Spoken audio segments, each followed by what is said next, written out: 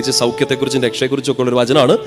ആ രക്ഷ, ആ സൗഖ്യം ഏത് മേഖലയിലാണോ ആവശ്യം, ഇപ്പം നിങ്ങളുടെ ജീവിത സാഹചര്യത്തിൽ വചനം കേട്ടുകൊണ്ടിരിക്കുന്ന സമയത്ത് എന്തിലൂടെയാണോ കടന്നു പോകുന്നത് അതിലൊക്കെ ആ വിശ്വാസത്തോടെ വലിയ പ്രത്യാശയോടെ പ്രാർത്ഥിച്ചോണം.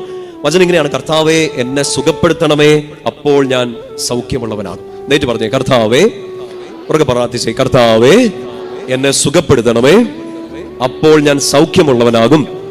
എന്നുവെച്ചാൽ നമ്മുടെ രോഗങ്ങൾ നമ്മുടെ ശരീരത്തെയോ നമ്മുടെ മനസ്സിനെയോ, ശരീരത്തെക്കാളേറെ മനസ്സിനെ മുറിപ്പെടുത്തിക്കൊണ്ടിരിക്കുന്ന, സങ്കടപ്പെടുത്തിക്കൊണ്ടിരിക്കുന്ന ആ എല്ലാ പ്രതിസന്ധി, എല്ലാ പ്രശ്നങ്ങളെയും എല്ലാം അവനറിയാം.